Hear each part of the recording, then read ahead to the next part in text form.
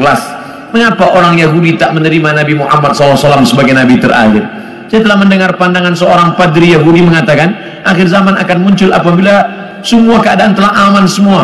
Orang telah kaya, tidak ada orang miskin. Waktu itu Nabi akhir zaman akan muncul. Apa jawaban Pak Ustaz? Ada buku yang amat sangat baik. Judulnya Tarikh Ad-Diyanah Al-Yahudiyah, Sejarah Agama Yahudi. Di sana diceritakan bagaimana orang Yahudi percaya bahwa nanti di akhir zaman akan datang seorang nabi, dan mereka menyebut dia manakala berperang. Ini Yahudi, ini Bani Ghatafan. Mereka berperang dengan Bani Ghatafan, dan sebelum berperang mereka berdoa kepada Allah, ya Allah, tolonglah kami melawan Bani Ghatafan berkat nabi terakhir yang engkau utus. Sudah datangkah nabi terakhir itu? Sudah. Siapa dia? Muhammad sallallahu alaihi wasallam. Mana buktinya? Husain padri Yahudi, dan dia ingin tahu apakah ini nabi terakhir itu. Dia intip dari balik pokok kurma manakala Muhammad SAW datang. Tala'al badru alaina. Yang lain menyambut Nabi Muhammad, dia perhatikan dari jauh, dia tengok tanda-tandanya. Selepas itu dia pun datang. Engkaulah nabi terakhir. Asyhadu an la ilaha illallah wa asyhadu anna Muhammadan Rasulullah. Selepas itu Nabi robah nama dia menjadi Abdullah bin Salam. Dia pun masuk ke rumah Nabi. Tak lama selepas itu datang orang Yahudi ramai-ramai. Nabi bertanya kepada mereka, kamu kenal dengan Husain? Kenal. Siapa Husain? Padri kami. Siapa Husain? Anak orang baik. Husain adalah orang baik, anak orang baik, keturunan orang baik. Apa kata Nabi? Husain sekarang ada dalam rumahku dan dia sudah Islam. Apa pendapat kamu? Husain orang paling jahat, anak paling jahat, datuk nenek moyangnya orang jahat, dan dia adalah paling jahat di dunia. Kenapa Husain masuk Islam? Kenapa mereka tidak? Karena Husain melepaskan dari segala kepentingan.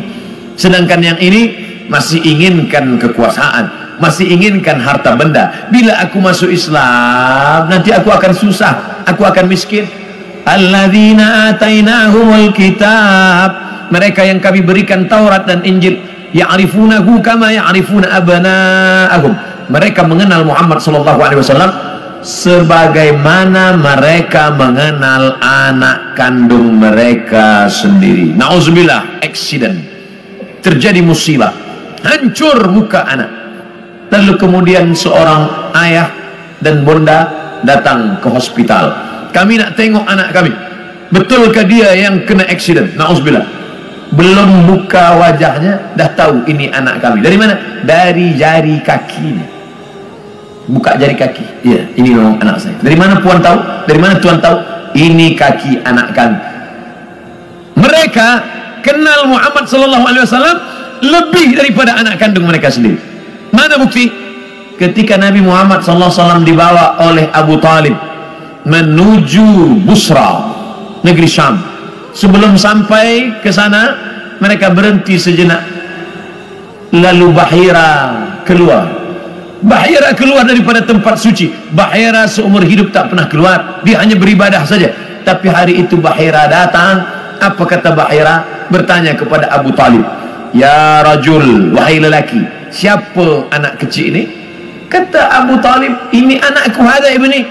Kata Bahira, kalau betul kitab yang kubaca, ini bukan anakmu, anak ini yatim, ayahnya dah mati sebelum dia lahir. Kenapa? Karena 3 tanda aku tengok. Pokok kayu bersujud, batu-batu bersujud, dan ada awan yang dari tadi menaungi dia. Tersenyum Abu Talib, ini memang bukan anakku, ini adalah anak saudaraku.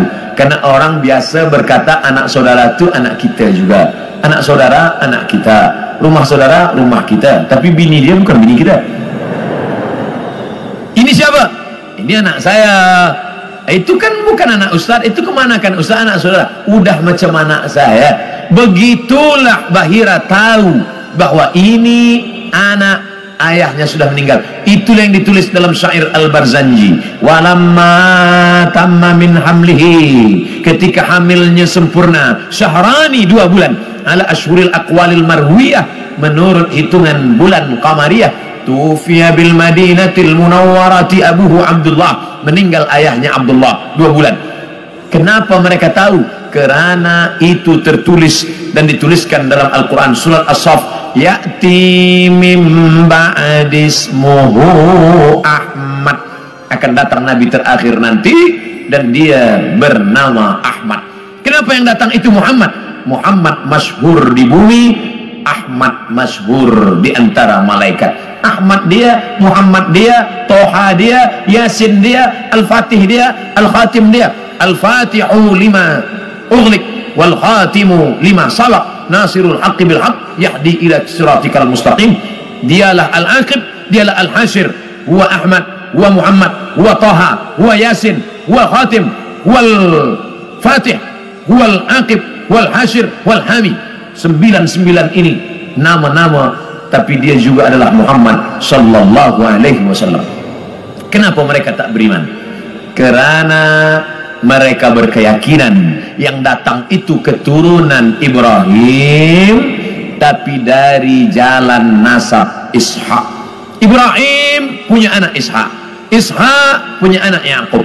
Yakub, nama lain daripada Yakub Israel, maka anak cucu Yakub disebut dengan Bani Israel. Yakub punya anak Yusuf, Yusuf punya saudara lelaki bernama Yahuza. Cucu cicit keturunan Yahuza disebut dengan Yahudi. Mereka ingin Nabi terakhir itu keturunan Ishak, Yakub, Yahuza. Sedangkan yang lahir terakhir ini Muhammad SAW, anak Abdullah, anak Abdul Muttalib, anak Hashim, anak Abdi Manaf, anak Qusay. Qusay lah yang membina Darun Nadwah di kota Makkah Al-Mukarramah. Cucu cicit keturunan daripada Adnan, Adnan keturunan daripada Ismail, Ismail anak daripada Ibrahim alaihissalam. Falamma ja'ahum ma arafu, ketika mereka didatangi, ketika datang orang yang mereka kenal itu, kafaru bih, mereka pun kafir dan ingkar. Padahal beza mereka hanya 2 simpang saja, satu simpang Ishak, satu simpang Ismail. Mereka tak percaya. Bagaimana dengan kita orang Melayu? Andailah orang Melayu tak nak beriman kecuali dengan Nabi Melayu. Aku tak nak Nabi seorang Arab, ingin Nabi yang Melayu, pakai baju Melayu, pakai songket Melayu. Aku Abdul Somad, saya Abdul Somad, tak pernah mempermasalahkan apakah dia datang dari Arab, apakah dia dari Quraisy. Yang penting aku bersyahadat asyhadu an la ilaha illallah wa asyhadu anna Muhammadan Rasulullah. Islam, makna Islam istislam, makna istislam al-inqiyad wa ta'ah, patuh dan taat. Datang dia sami'na wa ata'na. Hari ini semua bumi Melayu bersyahadat, semua mengalahkan Egypt, Mesir. Sampai hari ini Mesir masih ada lagi yang tidak Islam, Arab tapi tidak Islam. Jordania Muslim, tapi Irak masih ada lagi Maronit. Mesir masih ada lagi Koptik, tapi kita bumi Melayu, kalau sudah disebut Melayu adalah Islam. Melayu tanpa Islam hilang me-nya, tinggal layunya saja lagi. Dan sebab itu kita bangkitkan izzah ini, kita bangkitkan kekuatan kita dengan tidak memusuhi orang lain. Orang Melayu adalah bangsa Muslim yang terbuka untuk segala golongan. Tuan boleh pergi ke Pulau Sumatera, tengok kampung Melayu Deli, Medan, North Sumatera Utara. Di sana ada nama Kampung Kling, kerana ada tempat orang Hindu yang dibawa oleh Inggris masa dulu untuk memetik tembakau. Sampai hari ini masih ada. Di sana pula ada kampung nama Pecinan, tempatnya orang saudara kita daripada Chinese, Tionghoa, masih ada tegak berdiri. Orang Melayu Muslim adalah orang yang menebarkan kedamaian. Wa ma arsalnaka illa rahmatan lil alamin. Terbuka, kita tak pernah memusuhi orang lain. Kamu nak beramal, sila beramal. Wala ana abidun ma'abattum wala antum abiduna ma'abud lakum dinukum waliyadin. Kita seperti lebah. Bagaimana lebah? Lebah itu tak pernah makan yang tak baik. Yang dimakan lebah itu hanya manis dari bunga-bunga. Sampai hari ini belum ada lebah guna dadah. 2, yang keluar daripada lebah pula elok-elok saja, yaitu madu lebah. Kenapa saya minum madu penyakit gula diabetes saya? Yang salah bukan lebah, tukang jual lebah campur gula. Yang ketiga, bahwa lebah hinggap di ranting, tak ada ranting patah. Sampai hari ini lebah hanya membuat sarang di kayu tualang yang besar. Tak ada lebah patahkan ranting. Lebah tahu ini sesuai, ini tak sesuai. Yang keempat, lebah jangan diganggu. Orang Islam jangan diganggu. Bila engkau ganggu sarang lebah, dia akan kejar engkau. Masuk pun engkau ke sungai, dia akan tunggu. Bila engkau tak bernafas, engkau tarik nafas, di situ dia guna. Kepala engkau akan bengkak. Hati-hati dengan lebah. Dan lebah ada senjata satu saja. Di ekor lebah ada satu senjata. Lebah tahu, bila aku dah guna ini aku akan mati. Sengatan lebah diguna sekali seumur hidup. Dan kalau dia sudah pakai, orang akan kena, dia pun akan mati. Bagi lebah, lebih baik berputih tulang daripada berputih mata. Ini tak betul juga, sebab lebah tak bertulang. Bagi lebah, lebih baik mati, tapi mati syahid. Ishkariman au mut syahidan. Oleh sebab itu berhati-hati. Masalul mu'minin kamasalin nahli. Perumpamaan orang-orang beriman seperti lebah. Lebah. Kita gunakan filosofi ini dalam kehidupan kita. Mudah-mudahan kita selamat di awal zaman, selamat pula di akhir zaman, insyaallah. Amin.